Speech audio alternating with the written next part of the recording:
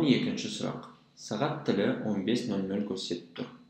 30 минуттан соң сағат пен минут тілдерінің арасындағы пайда болған бұрыш неше градусқа тең болады? 15:00 болса басында, 30 минуттан соң бізде 15:30 болады. Енді сол 15:30-ды жақта осындай дөңгелек сағатта көрсетейін сендерге. Мына жерде бізде 12, мына жерде 3 сағатта көрсетіледі. Мына жерде 6 деп жазылады. Мына жерде бізде 9 деп жазылады. Арасында жерде 1, 2, мына жерге 4, мына жерде 5 деп жазылады.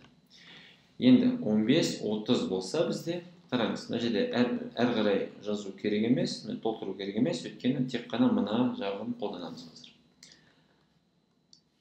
Минуттық тілі бізде 30 минутта. 30 минутымыз сол сағаттың жартысы, сол үшін ол дәл осы жерге көрсетеді. Сағат тілі 15:30 болса, ол 3 пен 4-тің арасы дәл ортасы. Сонда сағат тілі 3 пен 4-тің дәл ортасында болып тұру керек.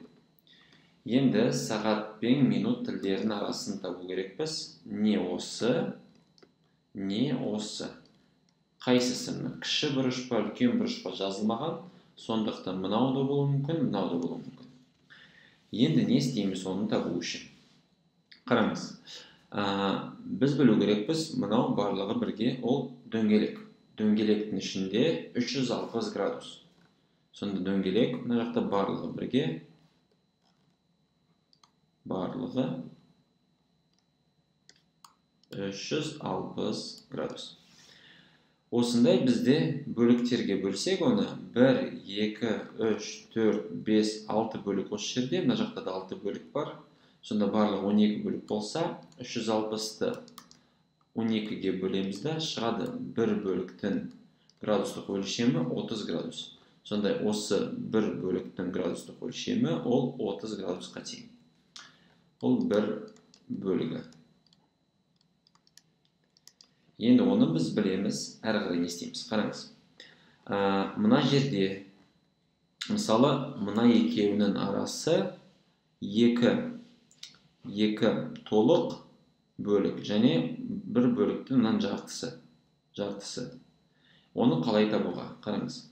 Мына жерде мынау градус бізде 30-ға тең, мынау да бізде 30-ға тең, а мынау 30-дың жартысы 30 бөлі 2 тең 15 градусқа.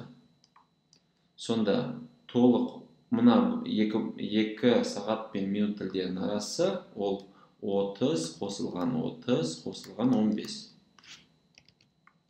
Ол дегеніміз бізде барлығы бірге 75 градус. Сонда мына 2 тілдердің арасы 75 градус. Жауаптардың ішінде осындай бар.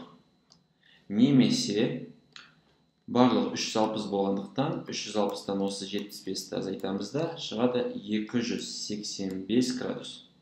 Ол да осы 2 тілдердің арасы, бірақ үлкен бұрышы, мына жақтағы бұрышы 285 градусқа тең болады. Бірақ бізге керегі осы біріншісі 75 градус, ол осы есептің жауабы.